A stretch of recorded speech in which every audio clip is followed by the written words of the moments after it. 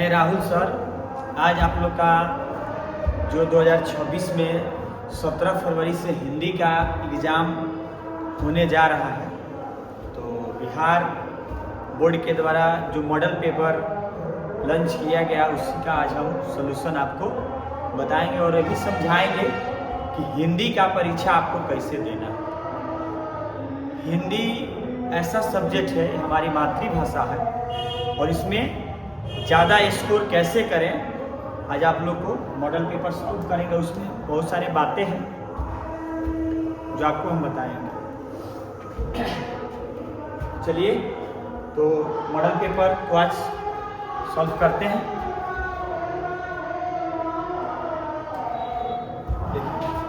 पहले तो आपको कुछ ऐसी बातें जानना जरूरी है इसमें कि आप जानिएगा कि परीक्षा को जाते समय परीक्षा में जब आपको पेपर मिलेगा तो उसको कैसे आप क्या करना देगा। परीक्षार्थियों के लिए निर्देश दिया गया है कि आपके जो उत्तर पत्रक मिलेगा जिसमें आप आंसर लिखिएगा उसमें आपको 10 अंकों का रोल कोड एडमिट कार्ड का जो होता है आपका रोल नंबर उसको आपको लिखना रहेगा। उत्तर देखिए इसमें लिखा गया है कि परीक्षार्थी मार उत्तर पत्रक पर अपना प्रश्न पुस्तिका क्रमांक जो भी आपका प्रश्न पुस्तिका रहेगा जो आपको पेपर मिलेगा उसको आपको आंसर वाला कॉपी पे आपको लिखना तो 10 अंकों का रोल नंबर नहीं लिखना ठीक ना। एडमिट कार्ड से वो तो सब आपका छपा रहेगा, रोल कोड रोल नंबर सब आप उस पर छपा रहता है ठीक ना। आपको प्रश्न पुस्तिका संख्या जो होता है वो लिखना है उत्तर पुस्तिका। चलिए ये सब आप जानते हैं। परीक्षार्थी आता सब अपने शब्दों में ही उत्तर देना है और आपका समय नहीं, आपको 15 मिनट अतिरिक्त समय मिलता है और आपको 100 ऑब्जेक्टिव प्रश्न रहेगा जिसमें से आपको 50 प्रश्न का उत्तर देना है। तो समय ना लेते हुए चलिए आप हम प्रश्न पे चलते हैं और देखते हैं आपको कौन सा प्रश्न है। चलिए देखिए पहला प्रश्न आपका है कि बाबा साहेब भीमराव अम्बेडकर के विख्यात भाषण एनिहिलेशन ऑफ कास्ट का हिंदी रूपांतरण जाति भेद का छेद नाम से किसने किया है बिना। इसका है बिना, इसका आंसर हो जाएगा बाबू ललई सिंह यादव। इसका आंसर क्या हो जाएगा ललई सिंह यादव ठीक ना। चलिए दूसरा का प्रश्न को देखते हैं। दूसरा का प्रश्न आपका क्या है, दूसरा का प्रश्न आपका है, दूसरा का प्रश्न आपको है कि बाबा साहेब भीमराव अम्बेडकर के अनुसार जाति प्रथा कैसी थी। तो आपको इसका आंसर हो जाएगा 1 नंबर गंभीर दोषों से युक्त था ठीक ना। तीसरा का प्रश्न है आपका कि गुरु नानक ने किस प्रकार की भक्ति का प्रचार किया। तो गुरु नानक ने निर्गुण ब्रह्म की भक्ति का प्रचार किया। चलिए अगला क्वेश्चन है, चौथा क्वेश्चन है आपको बाबू ध्यान से देखना है। चौथा क्वेश्चन आपको है कि संत कवि गुरु नानक गुरु की कृपा प्राप्त कर किसके साथ एकाकार होने की प्रेरणा देते हैं। तो इसका आंसर हो जाएगा तीसरा गोविंद के साथ। इसके साथ गोविंद के साथ। आपको अगला नेक्स्ट पेज चलिए आपका नेक्स्ट पेज है कि दही वाली मंगमा शीर्षक कहानी के कन्नड़ भाषा से हिंदी में अनुवाद किसने किया। तो आपका आंसर हो जाएगा बाबू B.R. नारायण ने। किसने किया B.R. नारायण ने। और देखिए कोई चैप्टर पढ़ के जाइए चाहे मत जाइए, दही वाला मांगमा चैप्टर जरूर पढ़ के जाइए। दही वाली मांगमा चैप्टर से आपको जरूर प्रश्न पूछते हैं ठीक है। और ज़्यादा पूछता है प्रश्न की दही वाली मांगमा का सारांश लिखें। तो एक बार आप कहानी पढ़ लीजिएगा ना पूरा सारांश लिख दीजिएगा। चलिए आगे बढ़ते हैं। देखिए छठा नंबर क्वेश्चन क्या है कि दही वाली मांगमा से कर्ज किसने मांगा था ठीक ना। तो देखिए दही वाली मामा से कर्ज जो था वो रंगाप्पा ने मांगा। ये कहा मतलब इस कहानी दही वाली मम्मा कहानी में ये रंगाप्पा नाम का एक डाकू रहता है, बदमाश रहता है, जुआरी रहता है, ठीक ना। वही इससे मतलब मंगमा को थोड़ा परेशान करता है, घेर के उससे कर्ज मांगता है। और नाजमा जो थी वो मंगमा की पतोह थी, ये भी याद रखना है। यहाँ से भी प्रश्न पूछ सकता है, कई बार क्वेश्चन आया भी है कि बताइए कि दही वाली मंगमा का है ना पतोह का क्या नाम था। तो दही वाली मंगमा का पतोह का जो नाम था वो नजमा था। यहाँ से भी प्रश्न आता है, तो याद रखिएगा, ठीक ना। आगे बढ़ते हैं, अगला प्रश्न लेकर चलते हैं। चलिए अगला प्रश्न है कि नलिन बिलोचन शर्मा की स्कूल की पढ़ाई कहाँ से शुरू हुआ था। तो देखिए, तो पटना कॉलेजिएट स्कूल से हुआ था। ये पटना कॉलेजिएट स्कूल से इनकी पढ़ाई शुरू हुआ था। अगला क्वेश्चन है, निम्नलिखित में से कौन सेन साहब की लड़की नहीं है। तो देखिए कितना अच्छा क्वेश्चन है। तो मोहनी नहीं रहती है, ठीक ना, इनकी मोहनी बेटी नहीं रहती है, बाकी सब सीमा आरती और ओलो रहती है। चलिए अगला प्रश्न, चलिए अगला प्रश्न है कि कवि रसखान किस छंद में सिद्ध थे। तो कवि रसखान जो थे सवैया छंद में सिद्ध थे। 10वां क्वेश्चन है कि कवि रसखान के आराध्य कौन है। तो कवि रसखान के आराध्य जो है वो कृष्ण रहते हैं। कौन रहते हैं? कृष्ण रहते हैं। चलिए अगले पेज पर चलते हैं। चलिए तो देखिए अगला प्रश्न है 11 नंबर कि ढाते विश्वास शीर्षक कहानी में तुरई के फूल की तरह खिलखिलाकर हंसते लोग सहसा क्यों मुरझा गए। तो इसका ऑप्शन हो जाएगा बाबू सी नंबर, बाढ़ के कारण। बाढ़ बहुत आ गया था इस कहानी में। तो ढाते विश्वास में देखिएगा बाढ़ एक कहानी है, तो इसको जरूर पढ़ के जाएं, है ना। ढाते विश्वास शीर्षक कहानी में लक्ष्मी ने बांध की निगरानी के लिए अपने परिवार से किसको भेजा। तो आपको बता देते हैं कि बड़े लड़के को भेजा। किस लड़के को भेजा? बड़े लड़के को। चलिए अगला प्रश्न है, अगला प्रश्न आपको बता देते हैं। मैक्स मूलर ने, देखिए मैक्स मूलर ने महारानी विक्टोरिया के द्वारा प्रदान की गई किस उपाधि को अस्वीकार कर दिया। तो ऑप्शन नंबर हो जाएगा नाइट की उपाधि। इसको नाइट की उपाधि को क्या कर दिया? और लेने से इनकार कर दिया, है ना, कि हम नहीं लेंगे। चलिए अगला प्रश्न है कि मैक्स मूलर के अनुसार यूरोप में प्रचलित कहावतें और दंत कथाओं का प्रमुख स्रोत किस धर्म को माना जाता है। तो ऑप्शन हो जाएगा सी, बौद्ध धर्म। किसको माना जाता है? बौद्ध धर्म को माना जाता है। चलिए ये भी अगला प्रश्न भी बहुत अच्छा है। अगला प्रश्न भी आपको बहुत अच्छा प्रश्न है। चलिए अगला प्रश्न है कि निम्नलिखित में से कौन प्रेम का पीर के कवि है। इसको आप लोग बहुत बढ़िया से पढ़ के जाइएगा। ये बहुत क्वेश्चन पूछता है कि प्रेम के पीर कवि कौन है। तो घनानंद को बोला जाता है। प्रेम का पीर कवि किसको बोला जाता है बाबू? घनानंद को।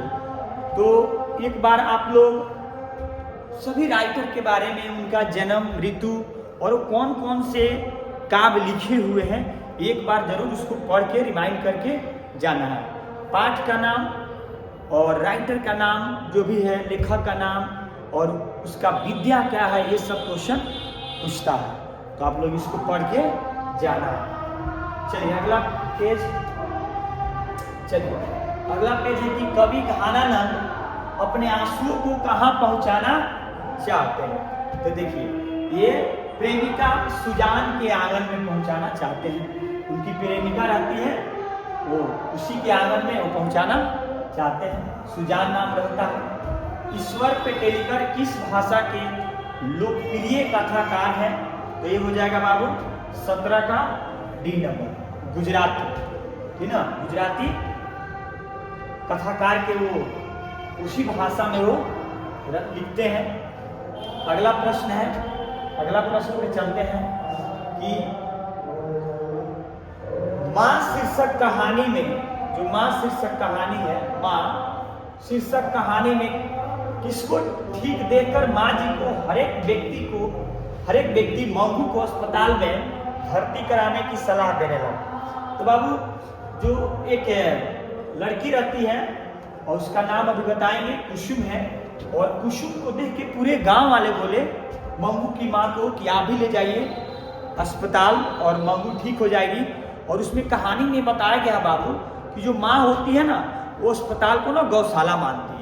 वो बोलती है कि वहाँ सेवा पानी कौन करेगा, माँ होती है तो यहाँ मंगू को जो भी मतलब मंगू जो भी एक पागल टाइप की थोड़ा सा औरत मतलब उसको सेवा पानी कैसे करेगी, वो अस्पताल में कौन देखेगा, ठीक है। इस चीज़ के लिए वहाँ पे बोला गया है कि कुसुम तो ठीक हो गई है, जाके अभी इलाज कराइए, मंगू भी ठीक हो जाएगी। चलिए अगला प्रश्न पे चलते हैं, अगला प्रश्न पे चलते हैं।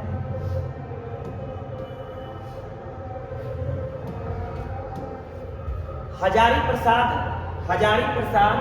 प्रसाद द्विवेदी को किस ग्रंथ के लिए साहित्य अकादमी पुरस्कार, देखिए साहित्य अकादमी पुरस्कार प्राप्त हुआ, है ना। तो इसका आंसर हो जाएगा, है ना, आलोक पर्व के लिए। किसके लिए? आलोक पर्व के लिए हजारी प्रसाद द्विवेदी जी को साहित्य अकादमी पुरस्कार प्राप्त है।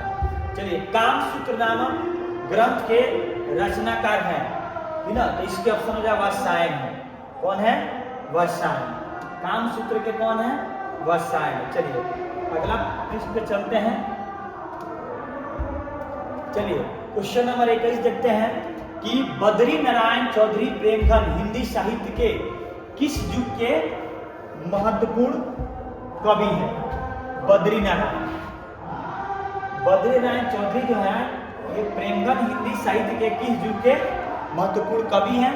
इसका ऑप्शन हो जाएगा भारतेंदु युग। क्या हो जाएगा? भारतेंदु युग के कवि है। चलिए, स्वदेशी शीर्षक पाठ के अनुसार किस कारण से भारतीयों की जो बुद्धि है वो विदेशी हो गई है? तो यूरोप में घूम कर, हाँ, सारे भारतीय जो यूरोप का पूरा वेशभूषा सब लोग विदेशी अपना लिया है, इसलिए कवि राइटर कहते हैं।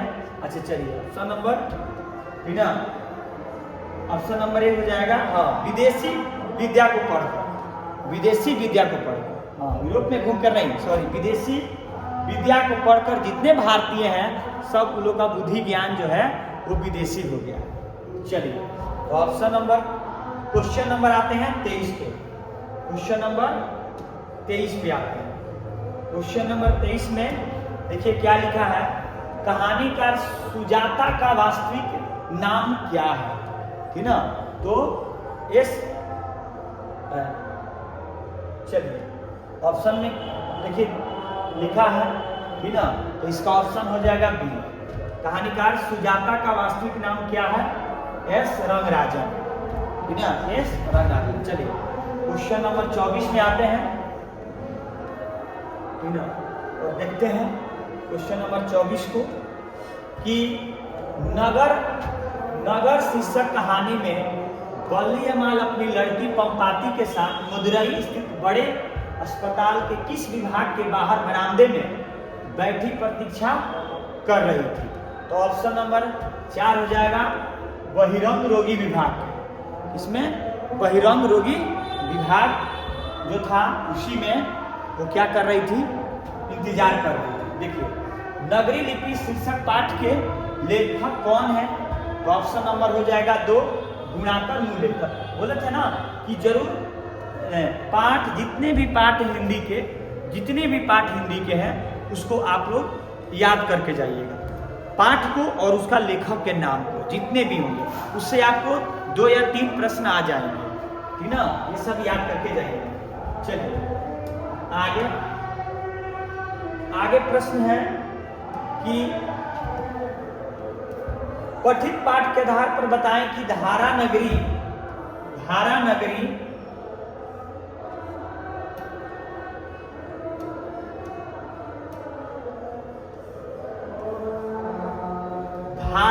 का कौन सा शासक अपने विद्या अनुराग के लिए, ठीक ना, प्रसिद्ध है, तो इसका आंसर हो जाएगा भोज।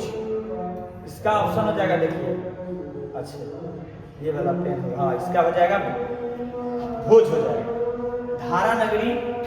धारा नगरी शासक अपने विद्यानुराग के लिए कौन है, तो भोज हो जाएगा। चलिए अगला पेज में जाते हैं।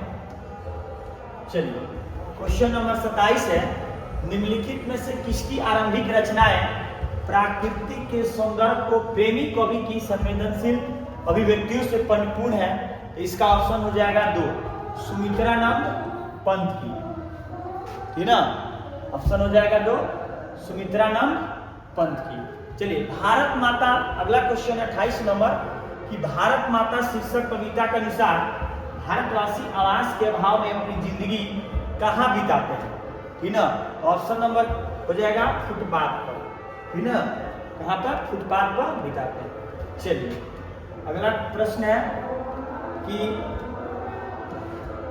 धरती कब तक घूमेगी शीर्षक कहानी के राजस्थानी से हिंदी में अनुवाद किसने किया है, तो सांवर दैया। किसने किया है, सांवर दैया, ठीक ना। तो देखिए ये अनुवाद जो भी हमारे हिंदी में हुआ है, ये राजस्थान का है चीज, और उसको हिंदी में सांवर दैया अनुवाद किए, और उस चीज को हम लोग क्या करते हैं, पढ़ते हैं। ये सब चीज आप लोग पढ़ के जाना है। चलिए अगला प्रश्न है, अगला प्रश्न आपको देखने को मिलेगा, ध्यान से पढ़ना है, एग्जाम है।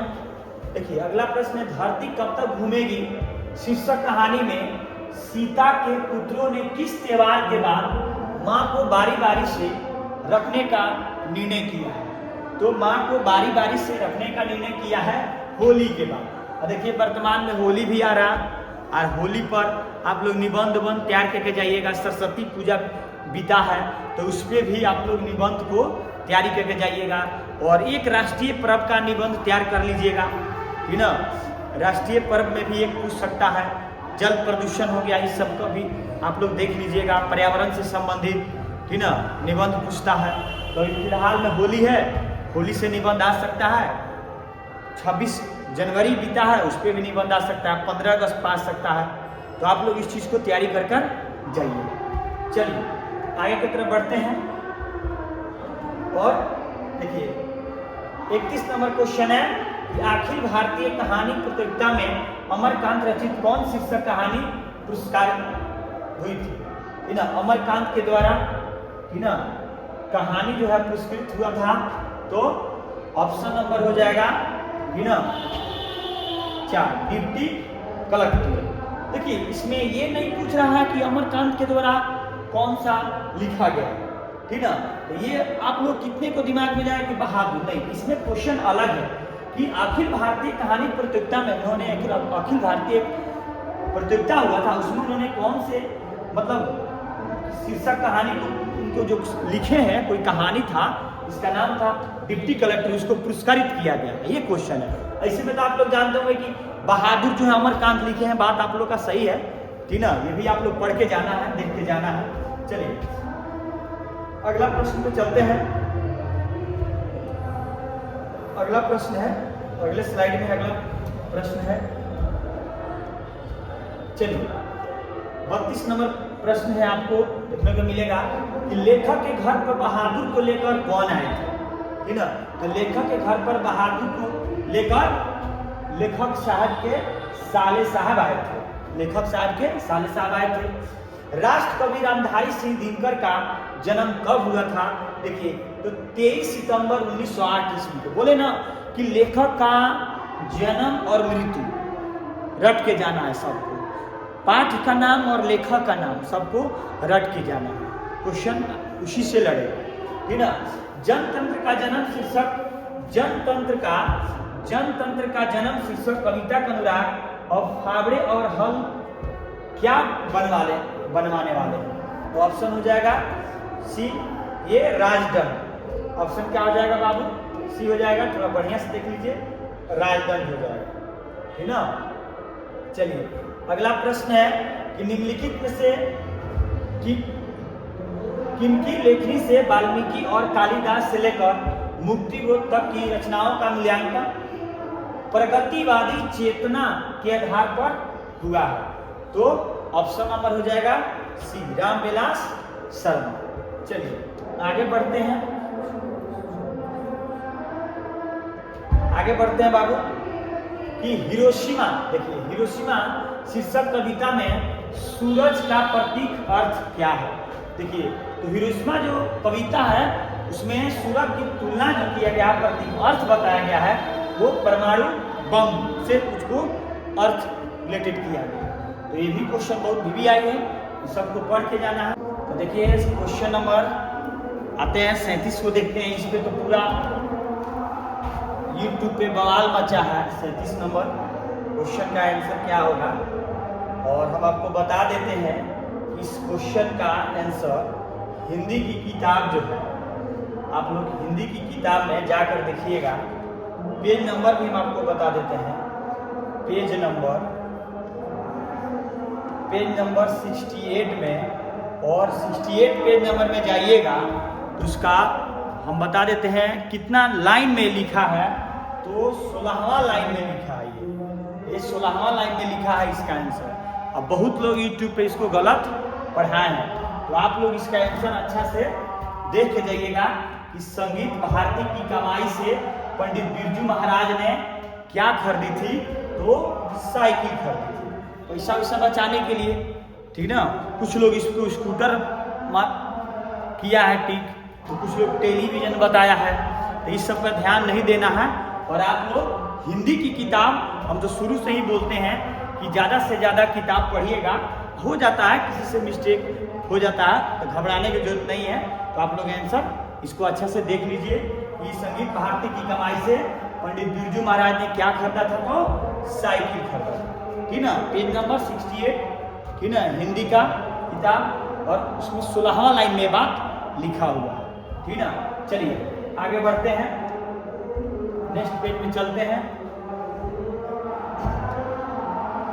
38 नंबर, पाठ्य पुस्तक में कवि कुंवर नारायण रचित, पाठ्य पुस्तक कुंवर नारायण रचित एक वृक्ष की हत्या, एक वृक्ष की हत्या शीर्षक कविता किस कविता संग्रह से संकलित है, तो इन दिनों से। किससे है? इन दिनों से। चलिए अशोक वाजपेयी के अनुसार किनकी विख्यात कृति का शीर्षक है ल मदामोजेल द अभिनय, तो इसका ऑप्शन हो जाएगा पिकासो। क्या हो जाएगा? पिकासो। चलिए आगे बढ़ते हैं, और आगे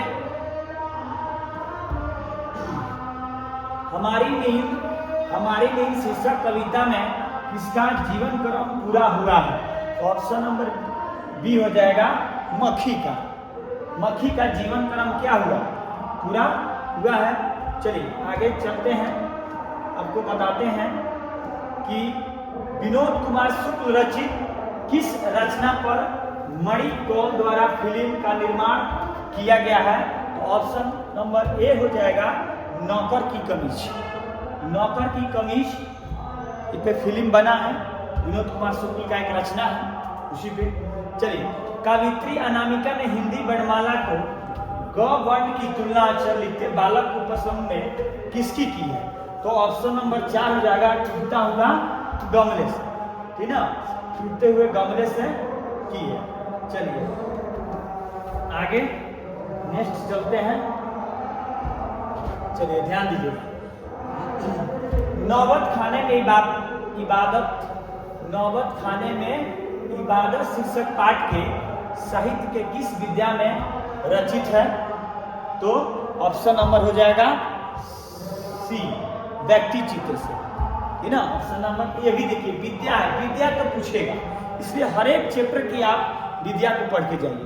विद्या जरूर पूछेगा, लेखक का नाम पूछेगा, लेखक का मृत्यु पूछेगा, लेखक का जन्म पूछेगा, तो ये सब पढ़ के आपको जरूर जाना है। चलिए नौबत खाने में इबादत शीर्षक पाठ में काशी के पंच घाट स्थित किस मंदिर की डेढ़ी का नौबत खाना और नौबत खाने से निकलने वाली मंगल ध्वनि का जिक्र है, तो ऑप्शन नंबर 1 बालाजी मंदिर। किसी बालाजी मंदिर की। चलिए आगे बढ़ते हैं, देखिए तो निखिल वक्र रविंद्र साहित्य सम्मेलन के द्वारा कवि जीवनानंद दास रचित किस काव्य ग्रंथ को 1952 ईस्वी में श्रेष्ठ काव्य ग्रंथ का पुरस्कार दिया गया था? तो ऑप्शन नंबर सी हो जाएगा, वनलता सेन को। किसको दिया गया था? वनलता सेन को। चलिए आगे बढ़ते हैं बाबू, आगे बढ़ते हैं। लौट कर आओगा फिर शीर्षक कविता में उल्लू कहाँ बोलता है? देखिए उल्लू कहाँ बोलता है आपको बताना है, तो कपास के पेड़ पे बोलता है। उल्लू कहाँ बोलता है? कपास के पेड़ पे। महात्मा गांधी का माता का नाम क्या था? कौन नहीं जानता है? महात्मा गांधी का माता का नाम पुतलीबाई था, ठीक ना? महात्मा गांधी के माता का नाम पुतलीबाई था। ये सब क्वेश्चन पढ़ के जाना है। चलिए, तो महात्मा गांधी के दृष्टि में सबसे उदार और बढ़िया शिक्षा क्या था? तो ऑप्शन नंबर हो जाएगा बी, अहिंसक प्रतिरोध। आप लोग जानते करते हैं कि महात्मा गांधी का सबसे बड़ा हथियार था कि ना, सत्य और अहिंसा के पुजारी थे, उनका वही सबसे बड़ा हथियार। चलिए आगे चलते हैं। चलिए, तो क्वेश्चन नंबर 49 पे आते हैं कि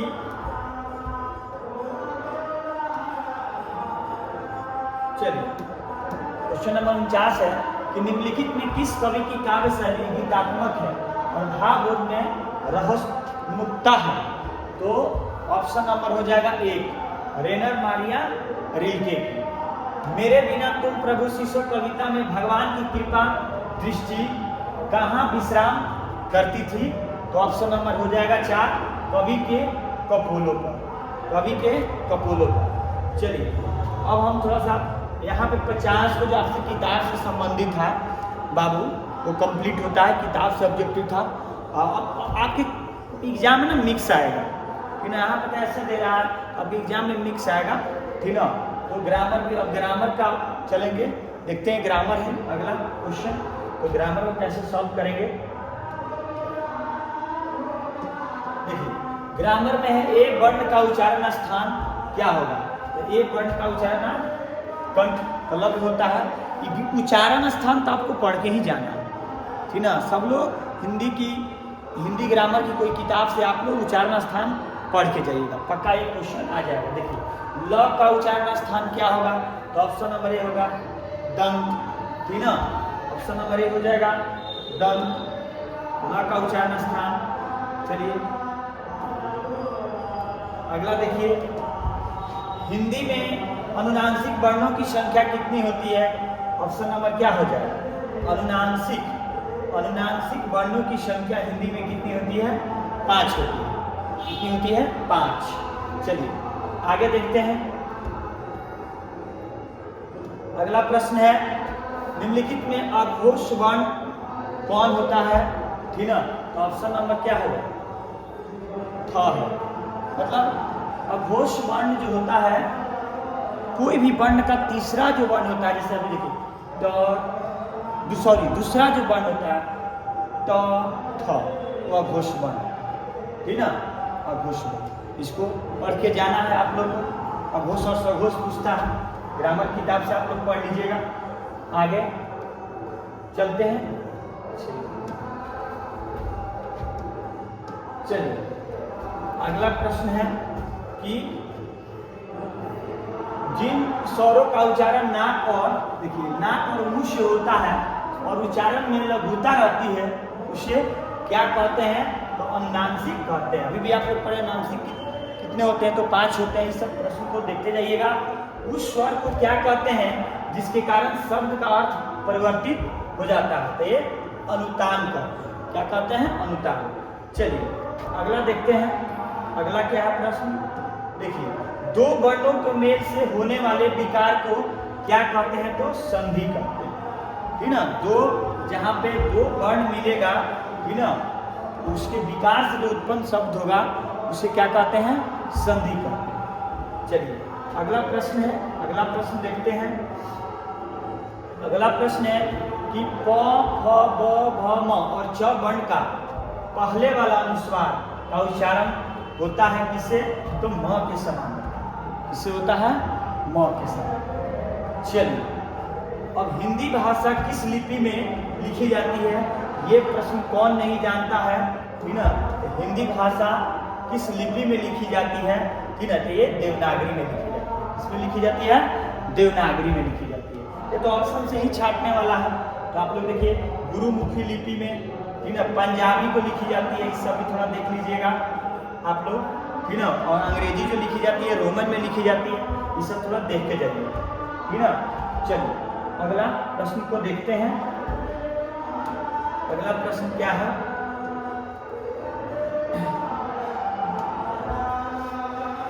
अंग्रेजी के जिन शब्दों का अर्थ ओ ध्वनि का प्रयोग होता है उनके शुद्ध रूप हिंदी में प्रयोग अभिष्ट होने पा अ की मात्रा किसका प्रयोग किया जाता है। तो ऑप्शन नंबर हो जाएगा एक अर्धचंद का। किसका? अर्धचंद का। चलिए निम्नलिखित में कौन स्वर संधि का उदाहरण है? अगला सी स्वयं स्वर संधि का उदाहरण है जो नॉर्मल होता है, ठीक है, उसमें कोई मात्रा उतरा नहीं होता है, ठीक ना। तो स्वर संधि का एग्जाम्पल हो जाता है, ठीक ना। पंचम शब्द का संधि विच्छेद क्या हो जाएगा? चलिए देखते हैं आगे, ठीक ना। पंचम शब्द का संधि विच्छेद देखिए ये होता है, ठीक ना। पंचम तो जो म होता है वो बिंदु बन जाता है, ठीक ना, याद रखिए। चलिए यदि तत्सम शब्दों में स्व हो तो उसके तद्भव में कौन सा वर्ण आता है? तो स आता है। तो आपको तत्सम और तद्भव पढ़ के जाना है। तत्सम शब्द जो होते हैं वो संस्कृत के होते हैं और तद्भव जो होते हैं उसका रूपांतरण होता है। तो तत्सम शब्द आप लोग जैसे मान के चलिए कि तत्सम शब्द संस्कृत में आ जाते हैं, ठीक ना। कोई भी शब्द होगा ना तो संस्कृत में हो, जैसे आम्र, ठीक ना। ये आम्र जो शब्द है आम्र, ठीक ना, आम्र ये हो जाता है तत्सम शब्द, ठीक ना। और जो इसका तद्भव होता है वो क्या हो जाता है? आम्र। तो संस्कृत के वर्ड जो होते हैं, ठीक ना, वो तत्सम होते हैं और जो उसके अर्थ होते हैं वो तद्भव होते हैं। ये सब थोड़ा पढ़ के जाना है अच्छा से। तत्सम और तद्भव पूछेगा ही पूछेगा क्वेश्चन। चलिए आगे के प्रश्न को देखते हैं, ठीक ना। आगे का प्रश्न है निम्नलिखित में से कौन पूर्ण विराम है? ठीक ना। ये पूर्ण विराम है, ये तो किसी दुख के लिए प्रकट के लिए, जैसे ओह चोट लग गया, दुख के लिए प्रकट के लिए यूज किया जाता है, ठीक ना। ये प्रश्न के लिए, ठीक ना, इसको आप लोग अच्छा से पढ़ के जाना है। चलिए अगला प्रश्न क्या है देखते हैं। अगला प्रश्न है कौन विराम चिन्ह सामान्यतः दो शब्दों को जुड़ता है और दोनों को मिलाकर एक समस्त पद बनाता है, लेकिन दोनों को स्वतंत्र अस्तित्व बना रहता है। तो ऑप्शन नंबर हो जाएगा बी योजक चिन्ह। योजक चिन्ह दो शब्दों को जोड़ता है, याद रखना।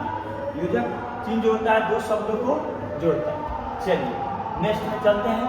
निम्नलिखित में से कौन द्रव्यवाचक संज्ञा है? ठीक ना। तो ऑप्शन नंबर 4 ठीक ना, जिसे मापा या तौला जाता है, ठीक ना, उसे द्रव्यवाचक संज्ञा कहा जाता है, ठीक ना। तो देखिए इस बार 12th के एग्जाम में पूछ दिया था पुंज, पुंज पूछ दिया था। पुंज, पुंज कौन सा मतलब संज्ञा का उदाहरण? ये समूहवाचक संज्ञा का उदाहरण, समूहवाचक संज्ञा। ये सब चीज को आप लोग बढ़िया से, संज्ञा के कितने भेद होते हैं? तो संज्ञा के, ठीक ना, 5 भेद होते हैं, ठीक ना। संज्ञा के कितने भेद होते हैं? 5। सर्वनाम के कितने होते हैं? 6। सर्वनाम का भेद पूछेगा तो 6, प्रकार पूछेगा तो 6 नहीं। प्रकार पूछेगा तो आप लोग अब जाके पढ़िए और कमेंट में लिख के बताइए कि सर्वनाम कितने मतलब कितने होते हैं। कितना बच्चा एग्जाम में गलती कर देता, पूछेगा सर्वनाम कितने होते हैं, मार के चलेगा 6। नहीं, जाके स्टडी कीजिए आप लोग, कमेंट में बताइए, ठीक है, सर्वनाम कितने होते हैं हिंदी में। और सर्वनाम के तो भेद हम बता दिए 6 होते हैं, ठीक ना। तो आप लोग इस चीज़ को पढ़ के जाए, कन्फ्यूजन में नहीं रहना, ठीक ना। चलिए अगला देखते हैं, शब्द की जाति को क्या कहा जाता है? तो ऑप्शन हो जाएगा, ठीक ना, लिंग। मतलब शब्द के जिस रूप से किसी लिंग के बारे में पता चलता है, किसी के जैसे किस शब्द के जिस लिंग किसे कहा, जिसके जाति के बारे में पता चलता है, उसे ही क्या कहा जाता है? लिंग, ठीक ना। इस चीज को आप पढ़ के जाना है, ठीक ना। शब्द की जाति देखिए, शब्द की जाति को क्या कहा जाता है, तो लिंग, डिफिनेशन भी एक तरह से हो जाता है, ठीक ना। चलिए आगे, निम्नलिखित में से कौन बहुवचन है, तो देखिए नारी वृंद जो है वो क्या है, बहुवचन है। इस सब चीज को कौन एक वचन है, बहुवचन है, इस सब चीज को पढ़ के जाए। चलिए आगे चलते हैं, देखते हैं। हाँ, इस टॉपिक से आपको क्वेश्चन पूछेगा ही पूछेगा, इस टॉपिक से। निम्नलिखित में से कौन स्त्रीलिंग शब्द है, ऑप्शन हमें चित्रकार। स्त्रीलिंग पुल्लिंग को ना वाक्य में कन्वर्ट करके देख लिया जाता है कि कौन स्त्रीलिंग है। जैसे मान के चलिए गंगा है, तो गंगा आपको देगा कि पता ये स्त्रीलिंग है कि पुल्लिंग है, तो गंगा बहता है कि बहती है, तो गंगा बहती है, तो तुरंत उसको वाक्य में कन्वर्ट कर लीजिए शब्द को, और उससे जान लीजिए कि कौन स्त्रीलिंग है या पुल्लिंग है। इस सबसे ज़्यादा आसान हो जाता है। चलिए देखिए, निम्नलिखित में से कौन पुल्लिंग शब्द है, ऑप्शन नंबर देखिए इत्र हो जाएगा, ठीक ना। इत्र आदमी छिड़कता है, ठीक ना, तो ये ठीक ना पुल्लिंग शब्द है। इस चीज़ को ध्यान देना है आप लोग को। सब ग्रामर सबसे ज़्यादा पूछेगा, तो ग्रामर पर सबसे ज़्यादा आपका फोकस होना चाहिए, ठीक ना। चलिए आगे देखिए, निम्नलिखित में से कौन विभक्तियां अधिकारन के हैं, तो ऑप्शन नंबर सी हो जाएगा, अधिकार। कारक भी आपको पढ़ के जाना है, ठीक ना। कारक 8 प्रकार के होते हैं कारक, ठीक ना, तो उस चीज को पढ़ के जाना। भेद तो पढ़ के जाइए, भेद से बहुत आजकल क्वेश्चन आ रहा है, ठीक ना। चलिए, तो जैसे इसका एग्जाम्पल एक बता देते हैं, जैसे बिल्ली मेज पर है, बिल्ली मेज पर है, तो पू देगा, शब्द से भी पू देता है कभी कभी, ठीक ना। तो इसमें कौन सा लगल है, अधिकार कारक लगल है, ये, ठीक ना। इसका एग्जाम्पल आप लोग देख के जाना। चलिए अगला, एक और हम बता देते हैं। देखिए कितने बच्चे और कंफ्यूजन रहते हैं। जैसे एक बता देते हैं आपको हम कि इस चीज को आप लोग देख लीजिएगा, जैसे पेड़ से पत्ता गिरता है। चलिए, पेड़ से पत्ता गिरता है, एक है। देखिए दोनों में से ही लगा रहेगा, लेकिन आप लोग को बताना है कि कौन सा ये कारक का विभक्ति है। एक है मैं कलम से लिखता हूं, तो बताइए इसमें कौन कारक लगा। देखिए हम आपको बता देते हैं, देखिए इसमें है तो पेड़ से पत्ता गिर रहा है, मतलब जुदाई हो रहा है। पेड़ से पत्ता गिर रहा मतलब क्या हो रहा है, जुदाई हो रहा है। इसमें लगा रहेगा करण कारक, इसमें है करण कारक, ठीक ना। और देखिए इसमें हम कलम पकड़ के लिख रहे हैं, कलम तो छोड़ के नहीं ना लिख रहे हैं, तो हमारे हाथ में कलम पकड़े हुए हैं, इसलिए दोनों में देखिए से लगा है, लेकिन हम कलम हाथ से पकड़े हुए हैं, इसमें जुदाई नहीं है, ठीक ना। तो ये क्या हो जाएगा बाबू, आपादान। ये क्या हो जाएगा, आपादान कारक। तो ये सब चीज को देख के जाइएगा एग्जाम में, इससे क्वेश्चन आने का ज्यादा चांस रहता है, ठीक ना। पूरा अच्छा से समझ के जाइएगा, तो दोनों कंफ्यूजन हट गया, ठीक ना। एक में जहां पे जुदाई होगा वहां पे करण कारक मानना है। जैसे मैं घर से जाता हूं, तो देखिए घर से तो घर के तो लेके नहीं ना जा रहे हैं, चाहे घर को तो पकड़े नहीं ना हैं, तो मैं घर से जाता हूं मतलब घर से जुदाई हो रहा है, उसमें क्या लग जाएगा बाबू, करण, उसमें करण कारक लग जाएगा। जैसे हम कलम से लिखते हैं, हम बस से जाते हैं, तो बस में तो बैठे हुए हैं, बस को तो छोड़े नहीं है। जैसे हम साइकिल से जाते हैं, तो साइकिल पे तो बैठे हुए हैं, तो इसमें लग जाएगा आपादान कारक। तो इस सब चीज को आप लोग को देख के जाना है एग्जाम में। चलिए नेक्स्ट क्वेश्चन पे आते हैं, ठीक ना। नेक्स्ट क्वेश्चन पे चलिए देखिए, नेक्स्ट क्वेश्चन, चलिए नेक्स्ट क्वेश्चन में है कि जिन वाक्यों में लगना, जाना, सकना तथा चुकना सहायक क्रिया आती है, उनमें, चलिए पीछे वाला थोड़ा देख लेते हैं, हमने क्वेश्चन कंप्लीट किया है कि नहीं किया है, हाँ कर लिया है हमने। चलिए आगे आते हैं, ठीक ना। तो चलिए देखिए, जिन वाक्यों में लगना, जाना, सकना, चुकना सहायक क्रिया आती है, उनमें कौन सा क्या लगा होता है। चलिए तो ऑप्शन नंबर हो जाएगा ने का प्रयोग नहीं होता है, ठीक ना, ने का प्रयोग नहीं होता है। देखिए आ गया क्वेश्चन कि लड़का पेड़ से गिरा। देखिए आ गया ना क्वेश्चन, लड़का पेड़ से गिरे। तो आप लोग बताइए कमेंट में करके ये कौन सा कारक का एग्जाम्पल है, जल्दी से बताइए। लड़का जो है पेड़ से गिर जा रहा है, तो बताइए कौन सा हो जाएगा। तो ऑप्शन नंबर देखिए ये सी हो जाएगा, ठीक ना। ऑप्शन नंबर क्या हो जाएगा, सी, ठीक ना। ध्यान देख लीजिएगा। चलिए देखिएगा एग्जाम्पल है कि पेड़ से पत्ता गिरता।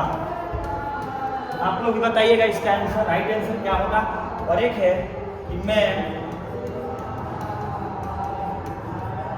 कलम से लिखता हूं।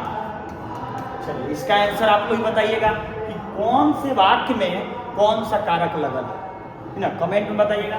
हम बता देते हैं, ध्यान दीजिए। जहां पे जुदाई का बोल ठीक ना, उसमें आप लोग देखिए पेड़ से पत्ता गिर रहा है, तो पेड़ से पत्ता जुदाई हो रहा है, तो इसमें आपको लगेगा आपादान कारक। क्या लगेगा, आपादान कारक। और देखिए इसमें मैं कलम से लिखता हूं, तो कलम तो छोड़ के नहीं ना लिख रहे हैं, कलम पकड़ के लिख रहे हैं। तो जब कलम पकड़ के लिख रहे हैं तो उसमें तो जुदाई नहीं हो रहा है, ठीक ना। जब जुदाई नहीं हो रहा है तो इसमें बताइए कौन सा कारक लगेगा, इसमें लगेगा करण कारक। तो ये सब चीज ध्यान से पढ़ के जाना। एक क्वेश्चन इससे रहेगा कि जिसमें जुदाई हो उसमें आपादान कारक, जिसमें हम जैसे मैं बस से जाता हूँ तो बस को तो छोड़ा नहीं हूँ, तो उसमें कौन सा कारक, उसमें करण कारक। जैसे मैं घर से जाता हूँ, तो घर से जाता हूँ तो जुदाई हो रहा है, घर को तो लेके नहीं जा रहे हैं, उसमें कौन सा कारक, आपादान कारक। मतलब जहाँ पे जुदाई हो वहाँ का आपादान कारक, और जहाँ पे जुदाई नहीं हो, जहाँ पे सट के काम हो, जैसे मैं कलम से लिखता हूँ, मैं कलम छोड़ के तो नहीं लिख रहा हूँ ना, वहाँ पे क्या होगा, करण कारक। इस चीज को ध्यान में रखकर जाना। चलिए अगले क्वेश्चन पे हम लोग चलते हैं। देखिए हाँ, जिन वाक्यों में लगना, जाना, सकना, छुपना सहायक क्रिया आती है, ठीक ना, उसका प्रयोग किसमें होगा, तो ये ने का प्रयोग होता है। इसका प्रयोग होता है ने का। देखिए क्वेश्चन आ गया है, ठीक ना, ये क्वेश्चन एक आ गया है कि इस वाक्य में कौन कारक है। देखिए आपादान कारक। कौन कारक है, आपादान कारक। लड़का पेड़ से गिरा, तो लड़का जब पेड़ से गिरा तो कौन सा कारक है, आपादान कारक। ये सब क्वेश्चन देखिए अभी हम पहले आपको पढ़ाए थे। पेड़ से गिर गया तो जुदाई हो गया पेड़ से, उसका आपादान कारक। चलिए वाक्य से अलग रहने वाले शब्द को कहते हैं, किंतु जब वे किसी वाक्य में पिरो दिए जाते हैं तब क्या कहलाते हैं। ध्यान दीजिएगा, बताइए उसको क्या कहलाते हैं, क्या कहलाते हैं। तो ऑप्शन नंबर ये पद कहलाते हैं। 4 हो गया ऑप्शन। हिंदी में कुल कितने सर्वनाम हैं, तो हिंदी में देखिए आ गया ना क्वेश्चन, बता रहे थे आपको कि देखिए हिंदी में कुल ये 11 सर्वनाम है। यही पे क्वेश्चन रहेगा कि सर्वनाम के कितने भेद होते हैं, सर्वनाम के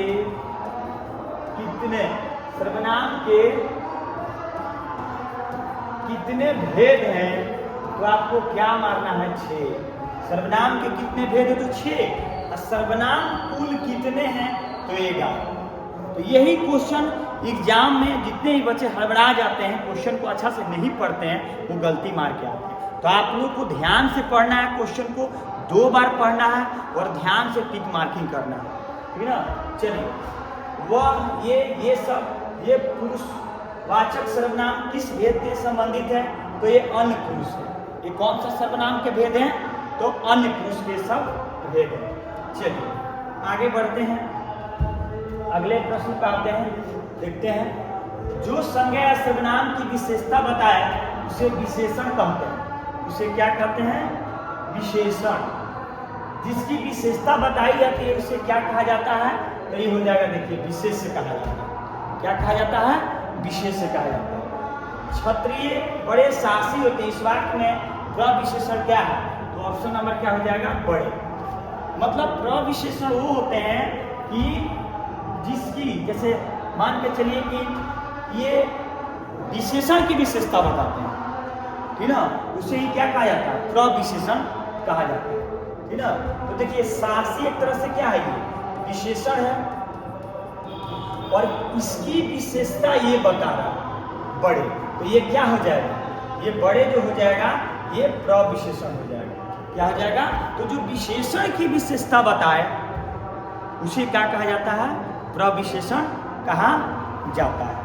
जो विशेषण की विशेषता बताए उसे प्रविशेषण कहा जाता है। इस सब चीज को ध्यान से पढ़ के जाना। देखिए क्रियापद के उस अंश को क्या कहते हैं जो किसी क्रिया को प्राय सभी रूपों में पाया जाता है। इसको ध्यान से आंसर मारेंगे। चलिए देखेंगे उसे क्या कहा जाता है, ऑप्शन नंबर डी, धातु कहा जाता है। ठीक ना। अगला क्वेश्चन को ध्यान से देखेंगे। चलिए ये देखिए क्वेश्चन है, निम्नलिखित में से कौन कालवाचक अव्यय है। ऑप्शन नंबर क्या हो जाएगा 4, तले। तले जो है वो कालवाचक अव्यय है ना। तालवा अच्छे नहीं, गलत होगा, ये नहीं होगा। चलिए अब से हो जाएगा। देखिए कालवाचक, कालवाचक का मतलब होता है समय से रिलेटेड है, ठीक ना। तो ध्यान देना है, अब से जो हो जाएगा कालवाचक है। काल मतलब होता है समय, ठीक ना।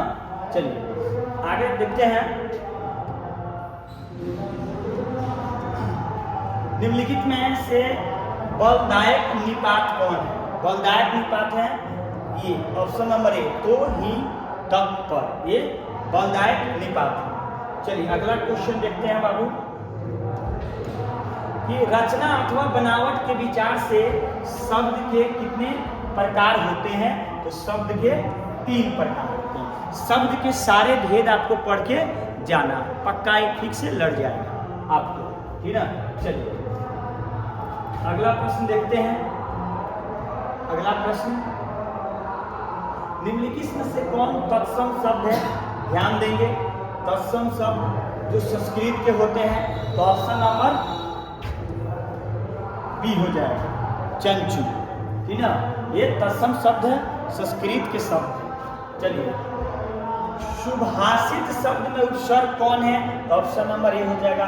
उपसर्ग जो होते हैं शब्द के पहले लगते हैं, ठीक ना। उपसर्ग जो होते हैं शब्द के पहले लगते हैं। जैसे मान के चलिए ये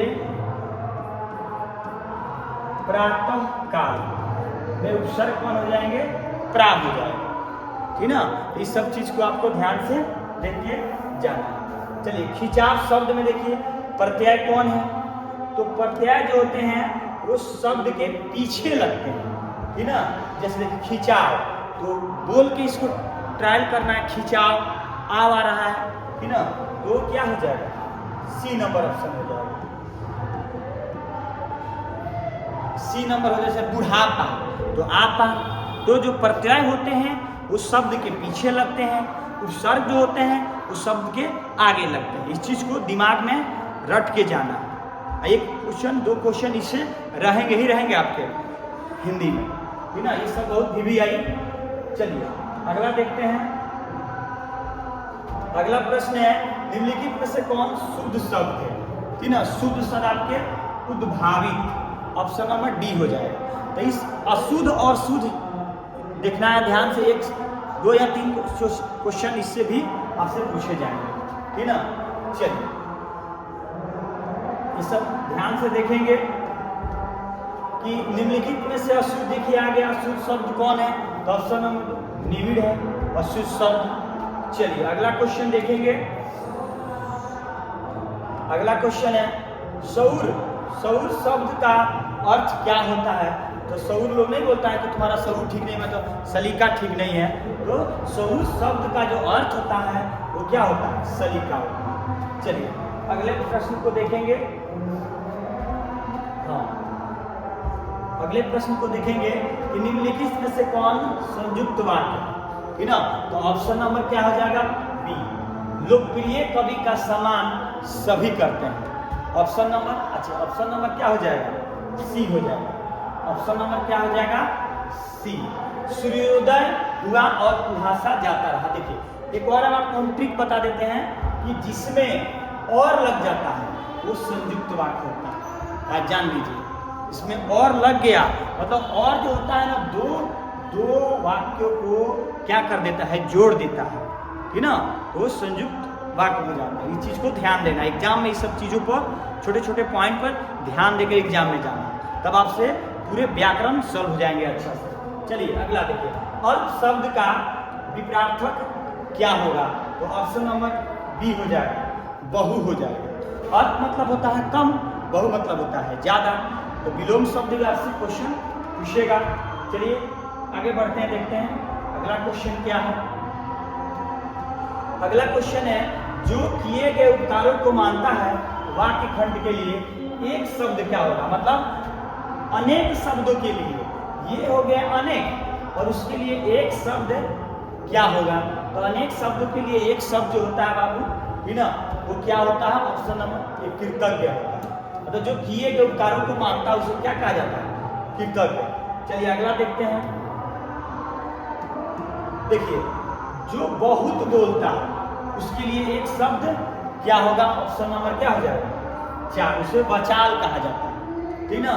चलिए अगला क्वेश्चन है, इंद्र शब्द का पर्यायवाची शब्द क्या होगा? तो ऑप्शन नंबर क्या हो जाएगा? बी। और ये भी आपको ध्यान देना है, कहीं कहीं बोलेगा कि कौन इसमें से नहीं है।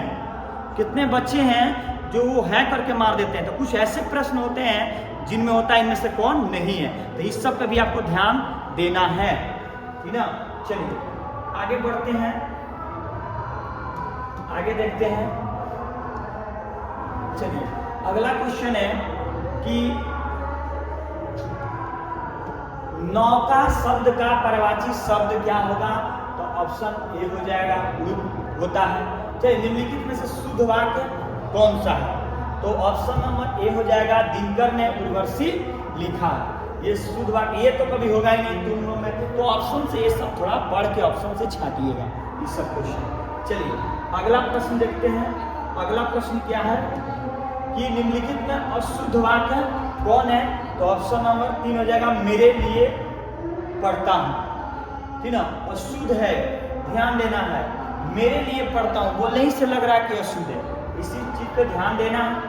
चलिए, तो दिल कड़ा करना, मुहावरे का अर्थ क्या है? मुहावरा आप लोग को पढ़ के जाना है कम से कम। देखिए मुहावरा 50 को पढ़ के जाइएगा ना तो आप वो अपरूपी बन जाता है, मुहावरा किसी से छूटता नहीं है, तो ध्यान देना। ऑप्शन नंबर क्या करना? दिल कड़ा करना, मतलब ऑप्शन नंबर क्या करना? साहस करना, साहस करना होता है इसका, ठीक ना। चलिए आगे देखते हैं। आगे निम्नलिखित में किस मुहावरे का अर्थ हार मानना होता है?